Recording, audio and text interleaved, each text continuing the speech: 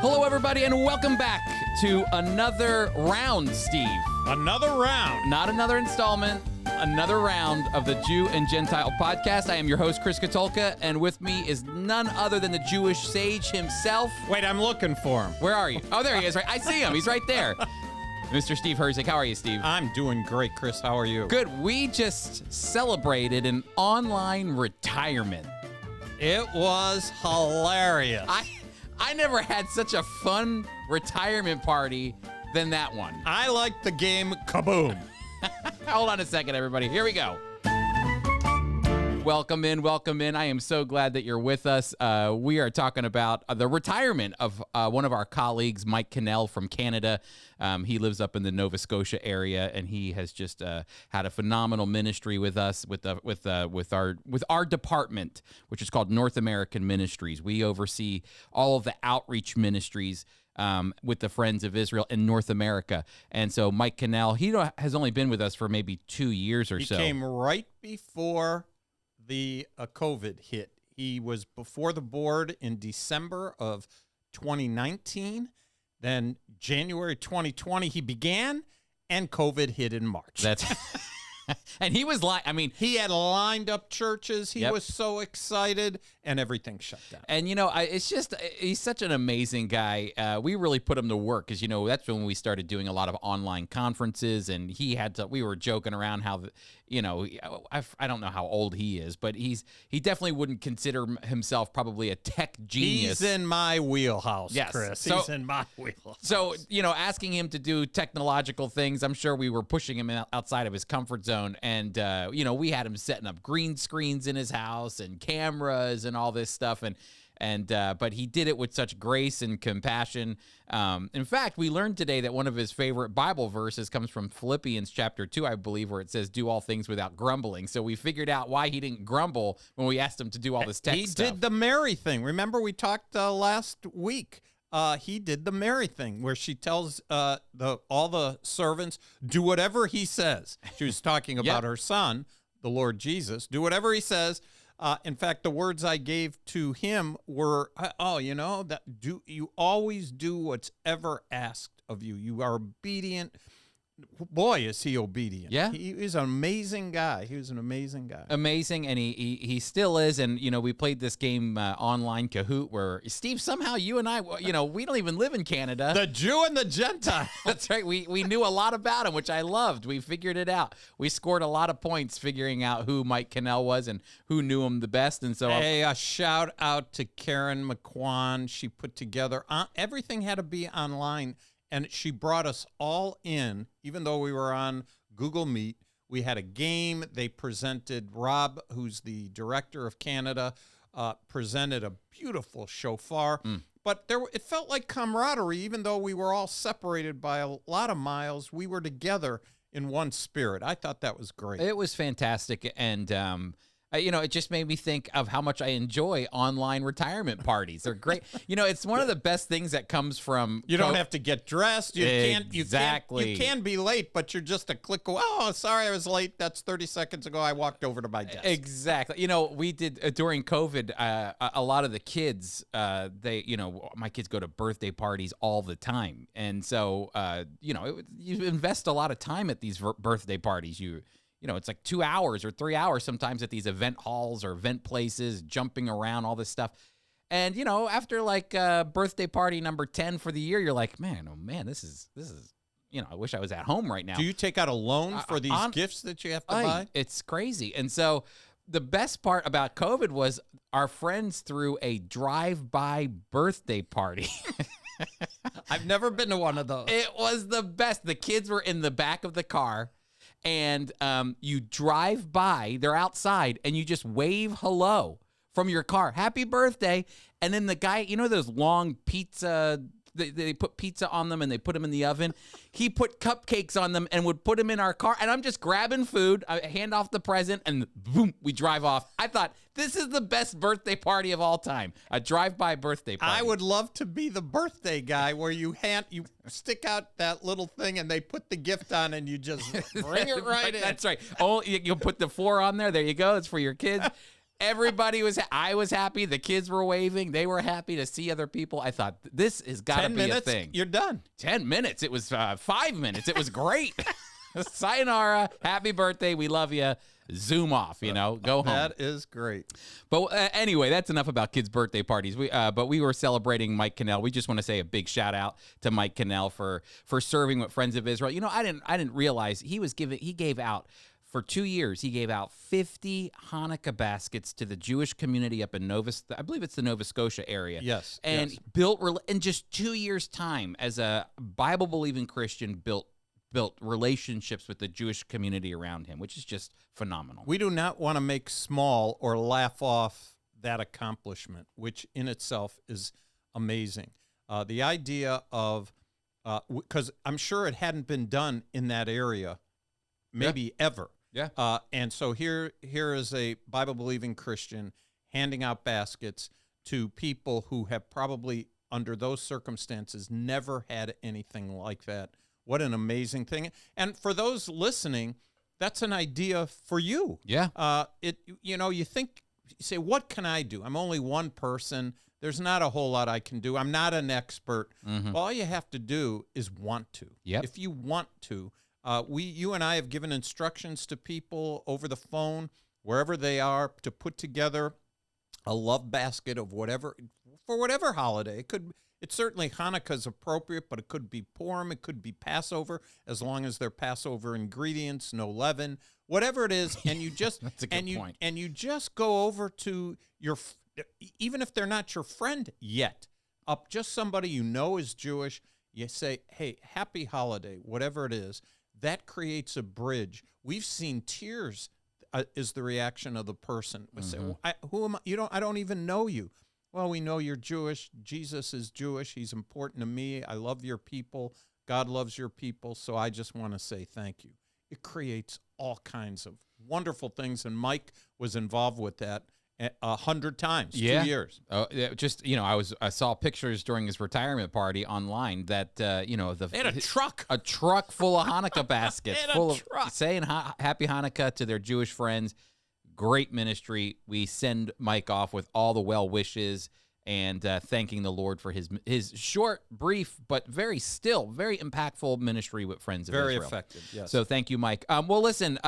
Just a quick reminder. The Jew and Gentile podcast is sponsored by FOI Equip, where you can learn the Bible from a Jewish perspective. And we hope that you will be joining us for a follow-up. Lorna has been teaching this class now. Yeah, this is second week. I know. We're very excited about this class that she's First teaching. week went well, but it doesn't mean if you weren't there last week, they could, of course, go to YouTube and see it. Mm-hmm. But they could join even without being at the first one, right, Chris? That's right, and it will be on Facebook later on as well, so you can either go to YouTube, to our FOI Equip YouTube page, or you can go to our FOI Equip Facebook page. You can watch past classes on there. All of it will be made available for you to connect with what we're doing. Lorna did a fantastic job. You can join whenever you want, though. It's not like a class where, I didn't catch the first class. That's fine. You should still come. You can register at foiequip.org, and then also we have a great summer series coming up as well. Continuing our summer series, we have an FOI Equip lecture with Bassem Eid. Our first lecture series with Bassem Eid, a Palestinian human rights activist who has an interesting take on the Palestinian-Israeli conflict. And then also, that's July 21st. And then also, Paula Koren will be teaching Jewish cuisine, Jewish food. I love to hear about food. Jewish food, Gentile food. I'm glad to hear about it. You know what just came to my head when I hear you say I love Jewish food, and I don't know what it is. It's, like a word association thing. For some reason, gefilte fish came into my mind. Love gefilte fish. Do you really? I love, and most people hate it, but I love it. Is that the hot dog of hamburger? I would call it the hamburger. The hamburger of fish. Yeah, the hamburger of fish. It's a, if you understand Jewish history, you know that the Jewish people were not rich. One of the things that is said about us, all Jews are rich.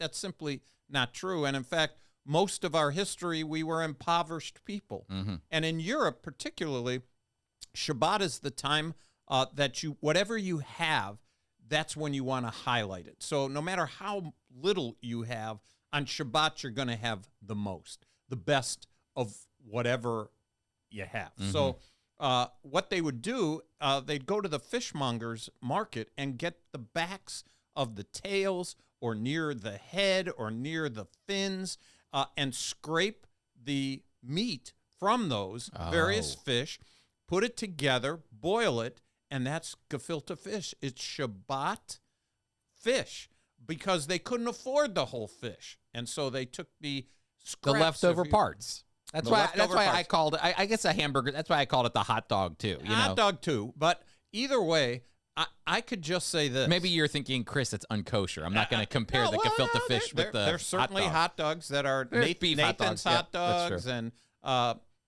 what did they say? We answer to a higher authority, Hebrew National. Yeah, Hebrew National. We answer to a higher calling. A higher authority. Yeah. Not calling, authority. Okay. That comes from God, kosher laws. For a hot dog. But either way, do you know how expensive gefilte fish is now? Oh, no. Well, you probably don't. I've looked at the supermarket. It used to be the impoverished fish. Now you got to go to a special section. Oh, really? The international section. Oh, yeah. It's hidden away at most grocery stores. And when you find it, it's like, man alive, I'm not buying... I'm not. You're getting the scraps from the fish, or what's going on here? They're giving me the end of this, and it's like super expensive. But I love it with a little horseradish. It's so good. There was some gefilte fish in the Friends of Israel refrigerator for a while, and I don't. Manischewitz. Is it Manischewitz? Well, you know why it was there? Why? It was the white elephant exchange at Friends of Israel. We were celebrating, of course. Well, we see how much they liked it. Christmas. I brought it. And it landed in the... I brought it, and somebody picked it up, and you know what? The person who got it just said, fat. Remember that? Fat, that's right. right. Remember that Yiddish word? That's right. Fat. I'm leaving it here. I don't even want to justify the electricity in my fridge to keep that gefilte fish. That's right. And did you end up eating it then? I can't remember. I didn't want to steal somebody else's prize. Well, so, it didn't seem like they wanted it. It wouldn't have mattered to them. But yeah, that's a great Yiddish word for that. They probably said, the Gentiles said, fat. Yeah, exactly. Exactly. This is what they said too. Is when they won it, they said, this is bupkis. Yeah. But it isn't bupkis. It's expensive. It's expensive. That's right. Exactly. Well, there's a little Jewish culture and customs, but you can learn actually more about that. All this came, Steve, from Paula Koren will be teaching a 2-week class this August, starting August 11th, on Jewish food. And you don't really understand how much food can encapsulate the Jewish culture and customs of the Ashkenazi, of the Sephardic, of the Mizrahi Jewish communities, the type of food that they eat. On a kosher food that they eat, they had to take these things from the cultures around them. And so you begin to see how these cultures were formed. And I think Paul is just going to do a great job, Steve. Great job. FOIEquip.org to register. Okay, so Steve, we are going through the 7 signs of Jesus in the Gospel of John. And last week we looked at John chapter 2, the wedding at Cana. Yep. And today we're going to be in John chapter 4. So I'm going to hand it over to you to see. No problem. Yeah. I'm glad to do it. We're in John chapter 4. Because Steve is he is the Jewish sage. But in early this morning, I was doing my devotions in John chapter 4 because I was getting prepared, Steve, and I was looking through a commentary too. And do you remember last week, Steve? You had mentioned. I wonder. It was a question. It wasn't. I asked you a question. But still, I'm reading through this comment. Very, very deep commentary, a technical commentary. And that's me. Definitely me. I know. That's why I'm saying you're the rabbi of everybody. Because I'm the bupkis sage. But it said in there, did Jesus, maybe, was it just the water that they poured out in each cup turned into wine? And that is a serious question, scholars. So I texted Steve early this morning and said, look, you're a scholar. There it is, a great question. It is. Well, it's a question. I don't know how great it is. But either way, we're now from chapter 2. That was the first sign. That was the first miracle that John tells us after Jesus had been baptized, and he called the disciples. And so now we come to chapter 4, and we're back in Cana. Now, not in chronology. He had left Cana after the wedding and went down to Jerusalem. He was doing other miracles, but now he comes back to Cana of Galilee. And in verse 46 of chapter 4, it said, "So Jesus came again to Cana of Galilee, where he had made the water wine. And there was a certain nobleman whose son was sick at Capernaum. So we have to realize geography here. Cana of Galilee and Capernaum. They're about 20 miles or so. That's right. From each other. And 20 miles is not getting into your car, Chris. And, 20 miles. I commute 35 miles whenever I come to the office, and I come every day. And I don't even think about it. But if I had a walk, I'd be thinking about it a lot. Yeah. So his son is sick. How sick? He's sick unto death. It says, when he heard that Jesus had come out of Judea into Galilee, he went to him and implored him to come down to heal his son, for he was at the point of death. Chris, you have 4 kids. I have 6 grandkids, 4 kids. As a father, think about your son is sick. You go crazy. You see them in pain. They're moaning, or they're just lying there in fever. They fall down, blood's coming, whatever it is. And there's this, you heard about this person. There's this person who's able to do amazing things. And you look at your son, as a father, what are your feelings like when your son is near death? You just start running toward that. I mean, I know from, nobody's died, come close to death, but when somebody gets hurt, of course, we have been to the hospital 1,000 times for stitches and all of that. And the moment you see a cut that you think might need stitches, you get in the car and you immediately drive to the emergency room, or you drive to the urgent care, or whatever the case might be. So that's just for a cut. I can only imagine what it would feel like. And even in our today's world, we have hospitals and doctors and science and medicines and things that they didn't have then. And so you got to imagine he was probably at a loss a lot sooner than we would be in our day and age. And so I'm sure hearing that this miracle man is out there doing this, bolted. Yeah. Bolted. I know when my oldest daughter, hurt her head opened up, and I looked at it and I said, we better go to the emergency room. And your head bleeds a lot. So we were in the emergency room, and the doctor looked at me. She was about 12 years old. And the doctor looked at me and said, I don't think that needs a stitch. And I'm looking at it with him, and I said, she's 12 years old. She's a woman. She's going to get older, and she's going to come back to me and say, look at this. I said, can you give her a stitch? Can you help me out?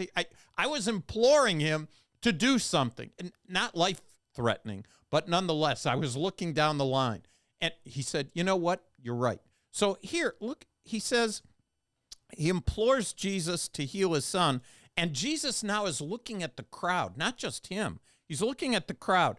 And how often have I used the expression, you people? I do it sometimes from the platform. Have you ever used that expression? Yeah. You people. You look out and you say, you people, hear me, hear me. Whenever I lead trips to Israel, I'm known as the guy that says, people, like that. There you want to get their attention. Well, Jesus was doing that. He said, unless you people, here he's asking on behalf of his son, unless you people ask for a sign, you will no means believe. And so what's on the author's mind here? That's why we're picking these 7, Chris. What's on his mind? These are stories. We love to tell stories. Jewish people love to tell stories, but it's not entertainment. I love to tell stories just to get a laugh. Yeah. But the purpose, John always drives us back. And the purpose of these stories is so that they'll believe. And the purpose of this story is to tell the story of a man whose son was sick, who implores the miracle man with the ultimate purpose of the miracle man's miracles, so that he would believe. Yeah. Believing is so important. And when it uses that term or that phrase, signs and wonders, it's actually the only time that John uses those words coupled together. Oh boy, we hear it all the time, don't we? We do, signs and wonders, but John only uses it this once, and he'll use signs again, but he won't couple it with wonders. And it's interesting because that same signs and wonders goes back to Exodus, when Moses was supposed to show the signs and wonders of God as a sign of that God is with this guy. God is with Moses. Here's my staff. All of these amazing things. And yet even those signs and wonders didn't change the heart of Pharaoh. It didn't change him at all. And so, Jesus is imploring kind of the same idea here. Like, you guys are always looking for, it's not the signs and wonders. It can almost carry itself a bad connotation because this is all that you're looking for. You're looking for a magic show. And really what Jesus wants to do is use these as ways to draw people to him. And I think we're going to see that in a moment as well through this person. No question. And the father, he was looking for his son to be healed. Yeah, there's a very practical reason why he's here. A very practical reason. And so the nobleman said, "Come, sir, come down before my child dies. Time's limited. I know you want to talk. I want you to come back. It's a 20-mile walk to get there. You heal my son." And so it goes on. Jesus said, "Go your way. Your son lives." He wanted him to go. He just said, "Go your way." So you asked, so it's done. Mm-hmm. Chris, could you trust a guy? Could you trust a guy like that? The guy's just shooing me off. Yeah. That's all he's doing. Just go in peace, my child. Yep. Yeah, and you just say, "Yeah, right." Yep. At least, so you go back dejected. You say, "Man, I tried. He was my only hope. He's near unto death." And he just shooed me away. Yep. That's what you think. It's like going to a mechanic. Do you ever go to a mechanic and you're like, I am hearing this sound in my car, and or something of that nature, and you get there and the mechanic goes, "No, your car's fine. Go on your way." And then you're driving and you see the engine light come on or something. Oh, what? I was there for a reason, and it didn't get fixed. Now I'm back and there's a bigger problem. I've had that. I feel like I've had that happen a couple times where you're trusting somebody, they tell you something, and then you start driving away and bupkis. Nothing. Bupkis. Well, this particular nobleman did believe. Yeah, he did believe. He maybe he didn't see the Katulka syndrome. Oy. You almost Do you hear that? like You're me. rubbing off on me here. You sounded almost like I know, me. it's getting close. I'll have to have my own pad of sounds here But pretty soon. here in verse 50, Chris, is the purpose of the miracles. And it's John's point as he frames these miracles, so many miracles that Jesus couldn't even contain in a book. You need a library, but he chooses 7. This is the second one, and it says, "So the man believed the word." Mm-hmm. And isn't that significant? Chapter 1 of John, "And the word became flesh." So this nobleman believed the word that Jesus spoke to him, and he went his way. He already kind of showed some faith in the fact that he walked 20 miles to appeal to Jesus to heal his. 100%. You can just, of course, we can talk about it being a very practical reason to come, but he's also saying, of course, he's probably at his wit's end, but still, he knew he had a shot. Mm-hmm. It reminds me of the blind man that Jesus puts mud on his eyes. He still has to walk a long ways to go wash that mud off, which means, Jesus is doing some weird stuff to him, putting mud on his eyes. He goes, "Now you go down to the pool of Siloam, and you go down there and you wash that mud off." Well, that wasn't right next to. He had to go as a blind man walking down steps, and he had to believe in faith that Jesus's miracle was going to heal him. There are steps to faith. There are steps. There are, and this was a long step. But then after you believe, you got to demonstrate that you believe. That's right. And that's exactly. And then he had to believe again here that when he comes, now he's got to go back in faith. Yeah, and he does. And it says in verse 51, "And he was now going down, his servant met him and told him, saying, 'Your son lives.'" Oh, man, isn't that great news? "Then he inquired of him the hour when he got better, and they said to him, 'Yesterday at the 7th hour, the fever left him.' So the father knew that it was at the same hour in which Jesus said to him, 'Your son lives.'" We know this story. Those people that are familiar with the New Testament, people know this story. But if you just camp there a while, just sit and think about it and put yourself in the situation. You're desperate. Your son is near death. You hear about this person. You go and "Please come. I know you can heal him." Your son's okay. And you leave and say, "Okay, I believe it." You're walking back, and the servant said, He's good. He healed." "Well, what time was that?" "Oh, yesterday, 7 o'clock. Exact time. And he checks his watch. He says, oh man, that's the exact time, just by his word. Mm-hmm.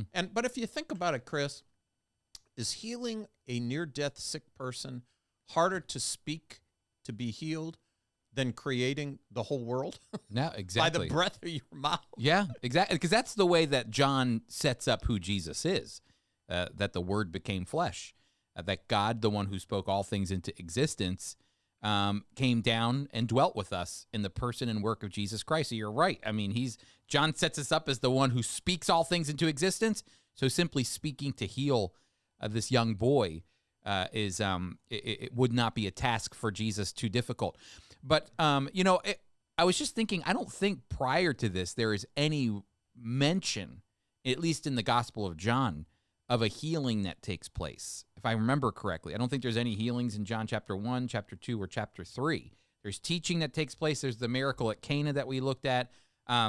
Earlier on, we saw that Jesus responded in John chapter 4 to the Samaritan woman. But it's interesting because this gentleman is coming, this nobleman, actually, probably one of Herod's, the tetrarch of Galilee. It was probably one of his assistants. That's why he's called a nobleman. He has to be associated in some way. That's right. So he's got some political ties. He's got some cachet to his name. So he's coming. But, there's no indication, at least in the Gospel of John, that Jesus had done healing. And of course, John says, of course, there were many other signs that Jesus had done. But still, he's coming on probably not that much information about Jesus in trusting that when he gets there, Jesus will heal him. But it's just interesting because he's in John chapter, at the end here, he's responding to something that there's no mention of any healing yet in John. No, you're right. And you know what else is interesting? I know we're going through the 7 signs, but in chapter 3, Nicodemus goes face to face with him. In the beginning part of chapter 4, the Samaritan woman, they're face to face. It's the Son of God, the deity, the miracle man, as you describe him, and now this nobleman, face to face, interacting face to face with Jesus. And even though Jesus isn't physically here, can't we be face to face in a general way? We come face to face. He knows all, sees all. These people, Nicodemus came to him. He was at the well, and the woman spoke to him, and he spoke to her, and Jews don't normally do that with a Samaritan woman. This nobleman came to him, and it was face to face. I just find that interesting. Yeah, and now that you bring that up, too, you think about Nicodemus was a Pharisee, probably, and Nicodemus, so he's a righteous Jewish man. And then, you were talking about the woman at the well, a Samaritan woman who Jewish people would have completely written off. They wouldn't even go through Samaria. Not even at all. No. Yep, they would have gone around Mount Gerizim. They would have to get up to Galilee, and there's Jesus walking right into the hotbed of it all to make a statement.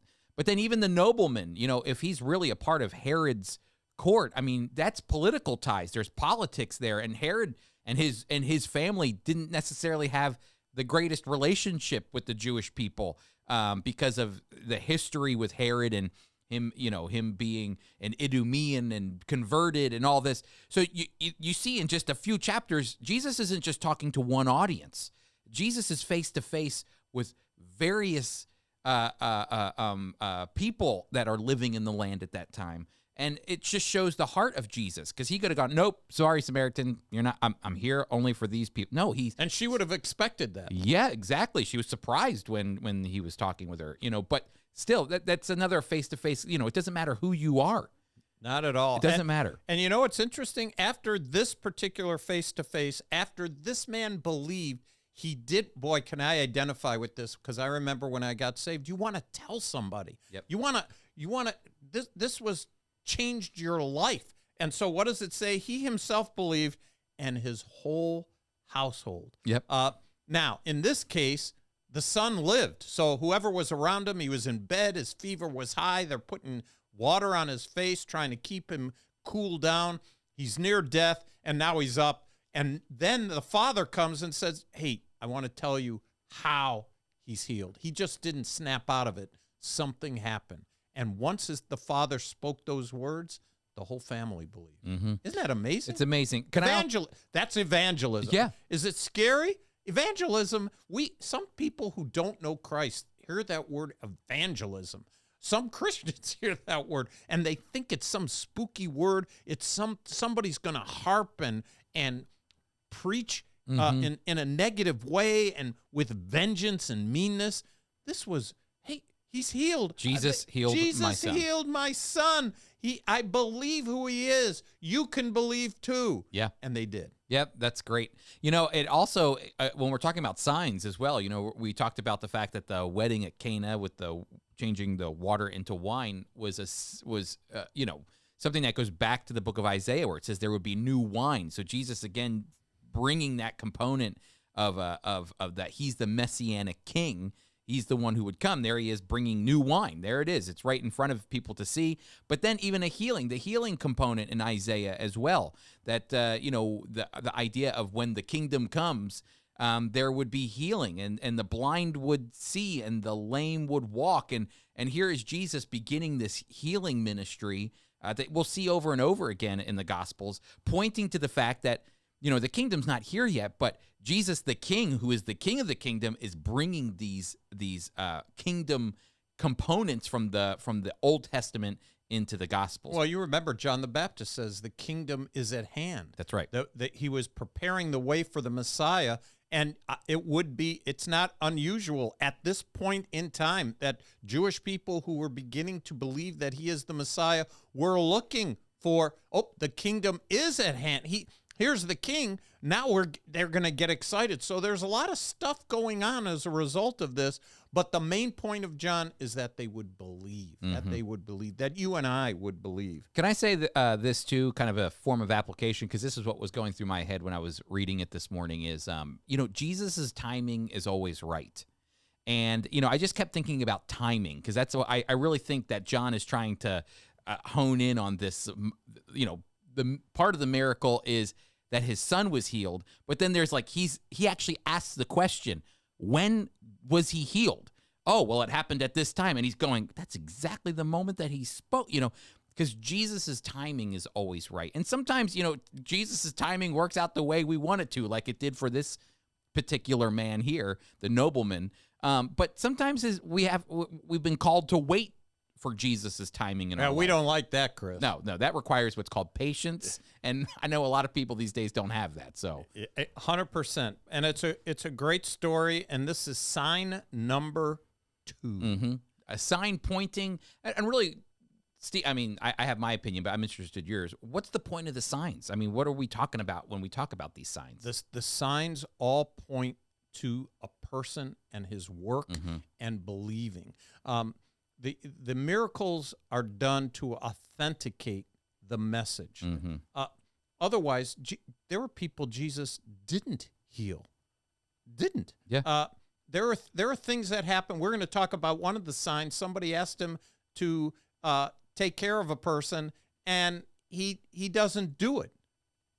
At least at the timing that they want. Right. Because there's a greater purpose, a greater sign that he wants to give for the purpose of believing. So we have to have faith in the person who we know can do what we're asking, but he knows what's best and when it is best for us. He also knows if something we want, but he's not going to get it because we're not going to get it because it's not good for us to have, even though we think so. That's right. Sovereignty. It's called God's sovereignty, and it's a tough one to swallow sometimes. But in God's sovereignty here, he healed this young boy right away to reveal his glory. And the message spread, I'm telling you. It spread fast. We talked about that last week with Cana. You know, I'm sure the moment that water turned into wine, that news got out of Cana as fast as possible. So that's what probably happened here as well. And Jesus' reputation was building in this area. He's a big macher. He's a big macher. That's right. People, he's got their attention. All right. Well, be sure to join us again next week as we're going to be continuing. We'll be moving on to our third sign of the miracles of Jesus as he continues to reveal who he is through the Gospel of John. Steve, let's move to the news. What do we got? Okay, Chris. We got Bennett warns coalition will collapse within a week or two unless the ministers end their rebellion. I'm not laughing at this is politics, but collapse. Our people always are. We're at the precipice of craziness, this destruction. So now Bennett is saying, you're talking about Prime Minister Naphtali Bennett of Israel. I am, and I'm talking about a coalition, and we've talked about it on the podcast. Unlike here in the United States, a president, he wins or she wins, and the person wins 4 years. That's it, locked in, no matter what. Israel, not so much. Yeah. There's a lot of elections. They're held together by a coalition, and Bennett has a very fragile coalition. Very fragile. And so we have here Prime Minister Naphtali Bennett warned Monday that his faltering coalition will collapse completely in a week or two if the growing number of renegade. They're from his own party. Renegade MPs within the ruling bloc don't return cooperating fully with the alliance. Yep. I laugh because we spend a lot of time preaching and talking about the Bible. When you read the Bible, rebellion, that's the norm. Oh, yeah. Imagine how God feels. Here's a picture of Bennett. Yeah. He's pointing. He's in the Knesset there, and he's nervous. How do you think God is Hold that with up us? to the camera there, Steve. Over here. Hold that up to the camera. See, there he is. He's pointing. If you're watching the podcast online and you're watching us in video, you can see he's frustrated, and he's frustrated because when you talk about rebellion, when you think about what Bennett has gone through, the whole point of Bennett being in that seat was to unseat Netanyahu, and it was a fragile government. It's been 1 year. It's only been 1 year, and of course this is happening because the government that Bennett that oversees is made up of Islamists, liberals, progressives, conservatives. Bennett's party is are nationalists. These people want all of Israel, and yet they're hanging out with a bunch of Islam. Of course, there's disagreement. Well, I can't believe it's what lasted he says. 1 year. The choice today, he says, is between chaos and stability. Yeah. Between paralysis and growth. His entire party is chaos. So it's just hilarious to me. Well, because the problem is that his own party, it only, I think, has 4 or 7 seats in the Knesset. And so they are very conservative people. They are very conservative people in Bennett's party, but they have to make agreements with people who completely disagree with them. It would be like, Alexandria Ocasio-Cortez trying to make an agreement with the most, some right-wing congressman or woman, and they have to come together. It would be impossible, and that's these people have to work with one another. So the whole coalition is completely falling apart. Well, Netanyahu is not happy about any of this. He says, "You're not fighting for the country. You're only fighting for your seat." Netanyahu said, again, lashing out at Bennett for his cooperation with Ra'am and Abbas. You don't think that he's not happy? He's probably smiling from cheek to cheek. This government's gonna fall apart, and Likud, his party, still has a lot of power. This is Netanyahu. Your blackmail and protectionist government is crumbling. Its days are numbered. This is Jewish people fighting Jewish people. That's right. And they're my people, but the government is so fragile. There are so many, as you already outlined and communicated. It's a coalition that, Chris, we knew it was going to happen. They knew it. They knew it was going to happen, and that's just the way it is. To try to get 61 seats, what a day that will be if they ever get one party gets 61 seats.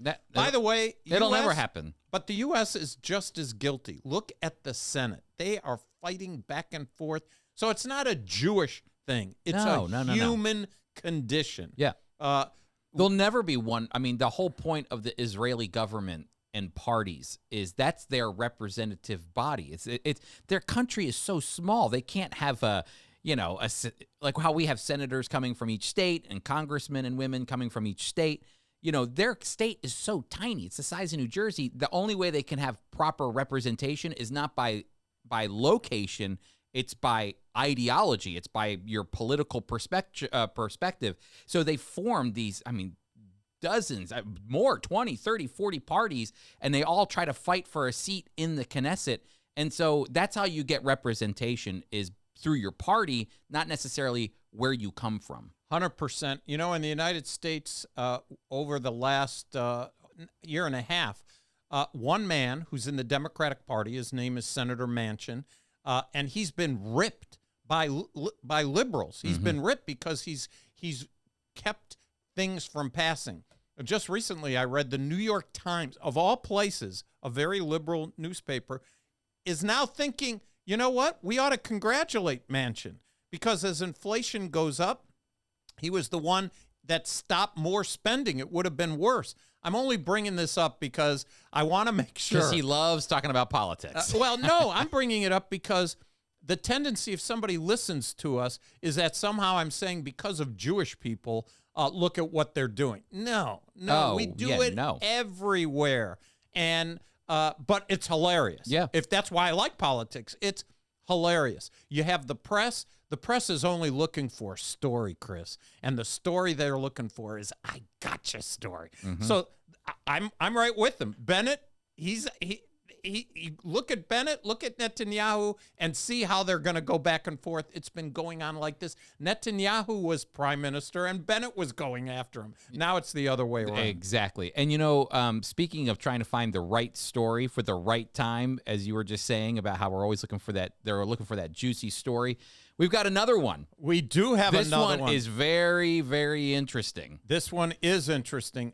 In landmark deal, landmark means, boy, this hasn't really happened before. Signed in Cairo, Egypt. Israel to export natural gas via Egypt to Europe. We know recently, we've talked about it. Our organization, Friends of Israel, has talked about it. We've preached about it. We've talked about what's taking place in Russia and the Ukraine and raising money for them. We've talked about in Israel the finding of gas, natural gas, and the tremendous amounts, not just for their own needs, but to be able to export it. And now there's trouble. There's trouble with Russia and Ukraine. Russia supplies 40% of European gas. And now Israel, little Israel, is working with Egypt to save the EU. Isn't that amazing? Almost literally, to save them, to supply gas. This, Chris. And you and I had actually done a news spot several episodes ago. Do you remember when the Biden administration had shut down the pipeline that they were hoping to build between Israel and the EU to supply natural gas to get them off the Russia's energy? And the Biden administration said, it's not worth our time. It's not worth our energy, because they're looking for more green technology. Do you remember that? I do. And so now what we're seeing is that, look at America gets bypassed as a part of the solution, and Israel's working with Egypt. They're going to provide the gas. Egypt will liquefy the gas, and then they'll send it up to the Mediterranean into Europe. And the EU, which has given Israel so much, I mean, they're friendly, but they've given them a lot of grief politically just to look good for oil-producing nations. I'll tell you this, if you're freezing cold, and you all of a sudden get heat and you find out it's from Israel, you say, thank you. Yeah, thank you. Shalom. Peace be unto you. That's right. You know, it's funny because I was just thinking 10 years ago, Steve, if you and I would have been talking about Israel as an energy exporter, we'd be laughing, because this is what Golda Meir said many years ago. She was one of Israel's prime ministers during the 1973 war. But she has this quote, and I love it. She says, "Let me tell you something that we Israelis have against Moses. He took us 40 years through the desert in order to bring us to the one spot in the Middle East that has no oil." And it was true for many years for Israel. Chris, when I was in synagogue, I used to hear the joke, Moses made the wrong turn. He made the wrong turn. Where did he go? There's nothing here. That's right. But there was. Yep. And there is. And, you know, it was off the coast. I mean, of course, they're looking at all the spots for land, but they found a behemoth gas reserve off the coast of the Mediterranean, Israeli area. which, I mean, I think it's one of the largest gas reserves in the world, if I remember correctly. It took the Israelis quite some time to get their heads wrapped around it. I remember when I was taking the tours for our Origins group over to Israel, I would meet with our friends over there. I say, well, what's going on with this gas situation? We don't want to talk about it. It's caught up in the Knesset.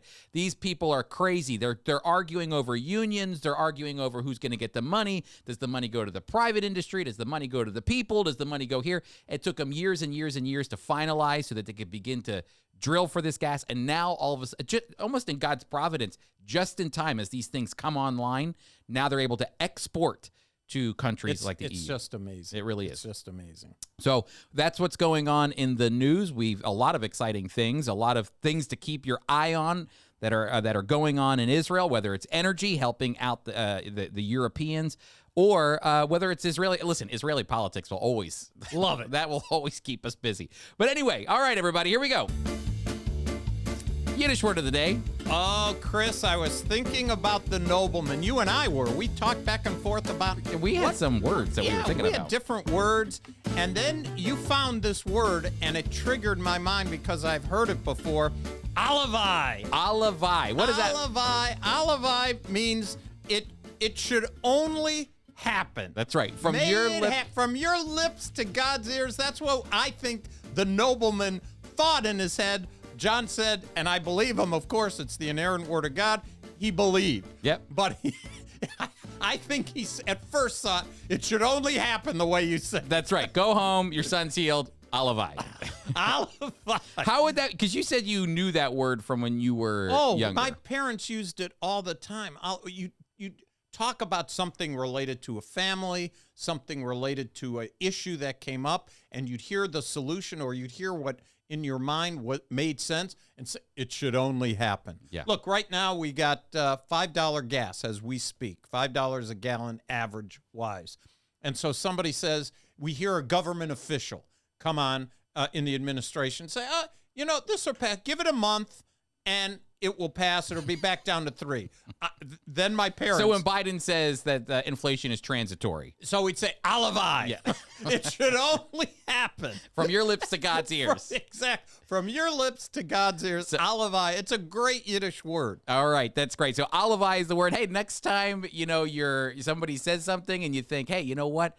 I hope so. You say Alevei. That's right. Alevei. It should only happen. All right, everybody. Well, listen, that's another great episode of the Jew and Gentile podcast. I want to thank you so much for being with us. Keep in contact with us. Do you know that you can actually, right now, if you want to, you can go to FOI Equip.org, FOIEquip.org. There you can register for our classes. There you can watch episodes or classes that we had in the past for FOI Equip. And you can even go on there. I want you to do this, okay? Go on there. You'll see a Say Shalom section. Write us. Let us know what you think of the podcast. Let us know what you think of FOI Equip. We'd love to hear from you, but you can do that all at FOIEquip.org. And while you're there, you can even listen to Ty Perry's podcast, which is called The Gesher. He has a fantastic podcast as well. All of this coming to you from FOI Equip. Steve, great to be with you, my friend. Great to be here. Awesome. We'll see you all next week.